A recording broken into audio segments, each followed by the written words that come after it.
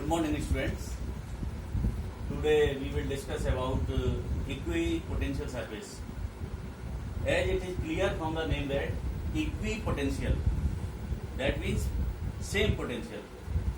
Therefore, we will define equipotential surface is that surface at every point of which electric potential is same.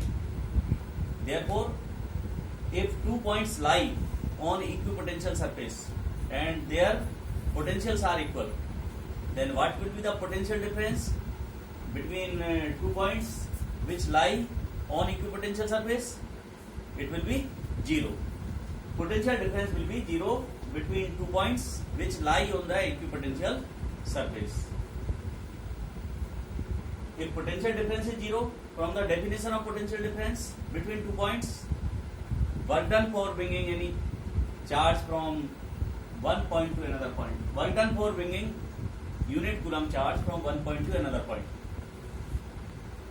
Therefore, no work is done in moving a test charge from one point of equipotential surface to other. Work done will be 0. Therefore, dW may be written as E dot dl, E electric field intensity, EDL cos theta. EDL cos theta is 0. Therefore, cos theta 0 and cos theta 0 means theta will be 90. Therefore, E will be perpendicular to dl. Therefore, for uniform electric field, equipotential surfaces may be drawn at uniform electric field along x-axis, and these are YZ planes. Similarly, equipotential surface for single positive charge, this is single positive charge, and these surfaces are equipotential surfaces, and for electric dipole, plus charge and minus charge, equipotential surface may be drawn as this. And some properties of equipotential surfaces. First, no work is done in moving a test charge from one point of equipotential surface to another point, and no two equipotential surfaces can intersect each other. Another property, equipotential surfaces are closer in regions of strong electric field, and they are farther apart in regions of weaker electric field.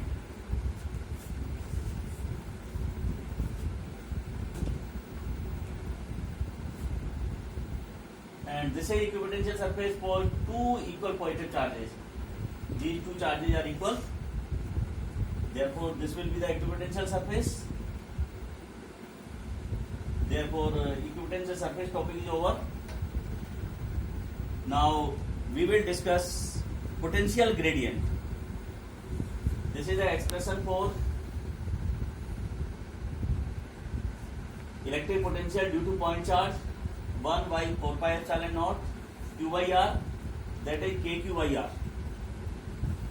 And similarly, electric field intensity due to point charge may be written as 1 by 4 pi epsilon naught q by r square.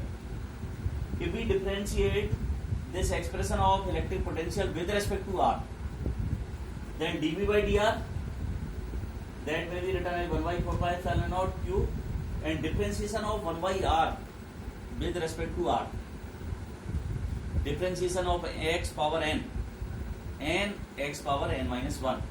Therefore, it will be differentiation of r power minus 1, it will be minus 1 r power minus 1 minus 1, that is minus 1 by r square. Therefore, dV upon dr will be minus kq by r square, and kq by r square will be the expression of E, electric field intensity. Therefore, electric field intensity may be written as E is equal to minus dV upon dr, minus dV upon dr. dV upon dr is the potential gradient. dV upon dr is potential gradient. If any physical quantity is divided by the distance, then it will be the gradient. So it is potential gradient minus dP by dr. Components of electric field along x-axis, y-axis and z-axis. Ex will be minus del V upon del x. Ey minus del V upon del y. Ez minus del V upon del z. Del is the expression of partial differentiation. Del is the expression of partial differentiation. That means we will have to differentiate V with respect to x only. Here differentiation of V with respect to y only and differentiation of V with respect to z only. One question to you: if electric potential due to point charge is 10 joule per coulomb and electric field intensity due to the same point charge is 20 Newton per coulomb, you will have to calculate magnitude of point charge and position of point charge. So we will have to write down V is equal to KQ by R, that is equal to 10, and E is equal to KQ by R square, that is 20. Now equations first is divided by second. You will give first equation is divided by second equation, then you will get R is equal to half or 0.5 meter. If we put the value of R in expression 1, V is equal to KQ by R square R, that is 10, then we will get the amount of point charge Q by solving it. Okay, thanks.